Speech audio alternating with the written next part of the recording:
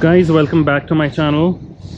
There was a lot of requests with reference to the rally tower that I've installed on the bike, and I thought, why don't I finally, it is way overdue, give my honest opinion regarding this product. Now this product is specifically from a brand called as K3g. They mentioned right there, K3g Motors. They are Pune based brand. It was started by an automobile enthusiast. It's not like a multinational corporation and all. I'm assuming he's doing pretty decent now. This is one of the first models I have purchased. So this particular model isn't available anymore. There are upgrades to it, and I'm thankful there are upgrades to it, and I'll explain why. Number one, let me start with the good aspect. Yes, it does look cool. Now the definition of cool is obviously subjective from people to people. Literally, your bike looks like a transformer from front. Transformer दिखता है वो. According to me, it does impose a very big bike stance. Obviously, it's nothing as close to the 1000cc GSs and all, but with reference to the Xpulse, because Xpulse from no angle is an ordinary bike, but Xpulse is way too common nowadays. As I mentioned in my earlier video, there are Zomato riders as well with Xpulses, so I had to make the bike look different. And the thing is, the rally tower did go with the storage box as well, so it kind of complements the storage box as well. So with reference to looks, yes, I'm definitely in love with it. My one of my friend, he says this looks way too empty, it should be covered, this, that. There are obviously 10 different ways this can look even better, and 10 different ways where it may not look that good. But again, I've already invested a lot on this, so I don't want to invest it further. Number two, you get these very cool storage boxes over here. So it is functional. My bike papers, PUC, everything is there. Is it waterproof? Absolutely not, but it is functional. Maybe you can put a cool sticker over here, one over here as well. The display has been further increased. It was over here, it has gone over here. There is a provision for, you have a display for the Xpulses and for the bikes in general, where you have this Android kind of car system. I think it costs around 12 to 13,000 with the front and rear camera. So I've kept enough gap over here to install that in the future. But I've kept a Bobo phone holder, which is, it's like the premium one with a little rubber over here that absorbs the shock apparently. And I also have a SG phone holder over here. I use this purely in the monsoons. This is just very convenient, but I'll make a video on the phone holders later. Also, what we have is this cool World War II type switches. So these switches are not installed. What you have is, you have 4 holes over here, and whatever kind of switches you want to install it, you install it. So I've always been a fan of World War II planes, so kind of gives you a feeling, okay, in a cockpit of a Mustang or a Spitfire or whatever favorite World War II plane you like. I mean, the windscreen of the Xpulse is a direct fit, so that was not a problem. So yes, another thing is, this is a direct fit to the chassis. There's no modification in the chassis. So this was the good part of what I felt this is. Overall, it's all about looks, and looks. Does it really help you? Absolutely not. It does not. It actually, now let me start with the negatives. It is actually heavy. This thing is heavy. It is far heavier than the stock headlight you have. So the new models apparently are with a lighter material, and it is lighter. I'm specifically talking about my model, so please take it with a pinch of salt. This may not be applicable for the newer models. So number one, it is heavy. Number two is the display. The display had to be pushed way ahead, way above its natural location. So the wires, and thank God this is not a Royal Enfield and it's a Hero. The wires over here, from here, were pulled to its max. So my display kept on getting conked off, and I was afraid I may have to replace this display, and I will obviously not be able to cover it in warranty. So then K3g has an internal group. I put in the request key, what have other people done.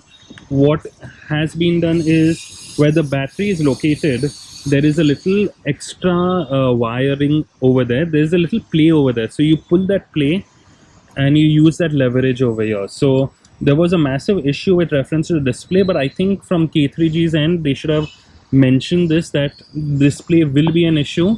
And from day one itself, they should have had like a video showing that, okay, you can pull this wire from the where the battery is, so that it gives you a little leverage. So the display aspect was an issue. It has been sorted.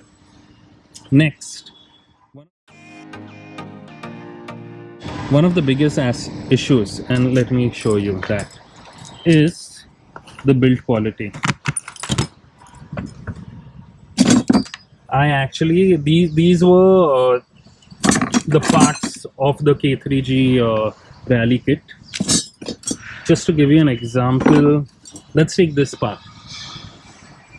This part was supposed to be here. And let me tell you, this is not the original paint. The original paint was black in color. So I'd purchased it in November-ish last year.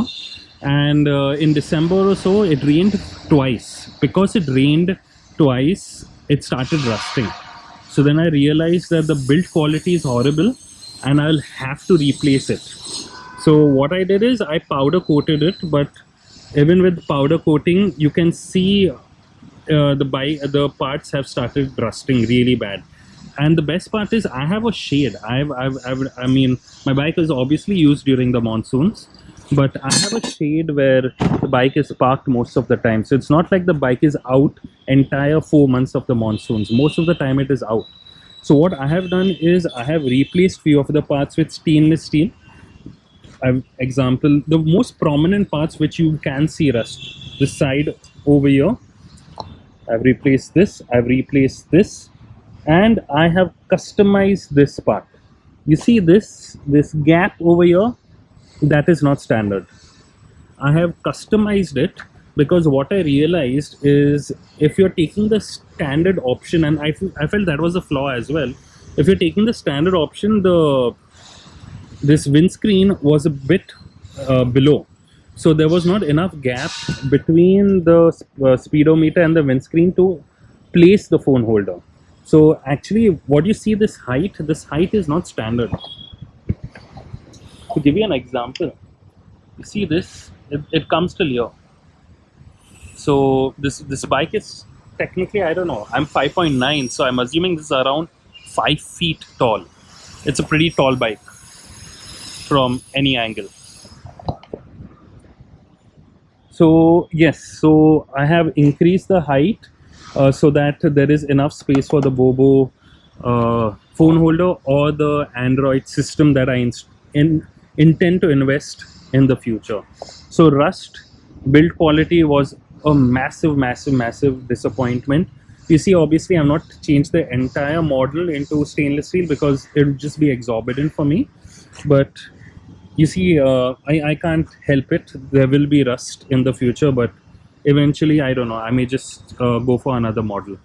So yes, so because even though I had spent around say 14,500 after a 20,000 rupee discount on this product, without the headlights, without the switches, I had to reinvest around 3,500 in the stainless steel brackets and the stainless steel accessories or replacements that I have done, which is obviously further bumped up the price. Now, again, you can always check out the newer model. I'm not saying anything against K3g. I respect enthusiasts who want to start their own brand, but this was my fair review regarding the build quality. I hope they've improved that. Another thing what I have done, and this is no fault of K3g, I think it's my fault. I have gone little very over. I'm not going overboard, but this is something again. Customization is everyone's opinion, everyone's style. Every product that I may feel suits my personality may not suit the opposite person's. What I've done is, again, if I as I mentioned, I've increased the height. I think the bike easily is approximately 5 feet tall, easy, 5.1 feet. So what I realized is the wind blast from here directly hits my helmet. So I cannot ride the bike without, I have to place the visor down. If I don't place the visor, the wind hits me over here, and that kind of sucks. But it's a small issue. I place my visor and the wind just gets deflected from the helmet. So yes, aerodynamics. I mean, there's no A of aerodynamics in this bike, but I'm just saying the wind does on your helmet, so you got to be a little careful. I'm not ridden this bike with a half face helmet, so I don't know how uncomfortable it will be. But again, as I mentioned, this was a modification I have done, and I like it. Another thing what I've noticed with the K3g is once in your commanding position, usually in the stock Xpulse you can see the front mudguard, you can see where the mudguard is, and more importantly, you can see stones 3-4 feet ahead, 2-3 feet ahead. Over here, example, I'll have to anticipate this example. If this is an obstacle, I'll have to anticipate it right from here, because the obstacles I can see are only 3-4-5 feet ahead of me. So I'll have to anticipate the obstacles and accordingly ride. So you need to be a little skilled. That convenience of seeing right in front of you is not there, but it's okay. That doesn't matter to me. I've seen the ads of the new Rally Tower. Apparently they're lighter, so that's a good thing. I've seen ads of when this Rally Tower was installed, and I don't know if they were influencers or just people being polite. They were saying that, oh, there's no weight on the front tire and all. उससे कुछ फर्क नहीं पड़ता है. Our front headlight is absolutely light. The front system of the Xpulse is absolutely light. So again, apart from the look aspect, I don't think, if you're looking at utility, if you're looking at absolute crazy off-roading, I wouldn't suggest most of the modifications that I've done over here, because I have unfortunately increased the weight of my bike. Culprit number 1, culprit number 2, culprit number 3, but I need this. I need it because I use this for office use every time. Yeah, but yes, 1 and 2, they do make the bike feel a little heavier. Does it really affect the performance if you're not going hardcore off-roading? Absolutely not. If you're riding in the city and all, itna kuch farak nahi padta. But again, if you are like me who goes off-roading as well hardcore, I do feel a difference. But I have kind of just sunk in the entire design in my head, and I'm just a part of my bike now, so it doesn't matter. The best I can do is I myself see that I'm lean and I decrease weight to compensate for the additional weight over here. Another thing is, oh, this one thing I forgot to tell.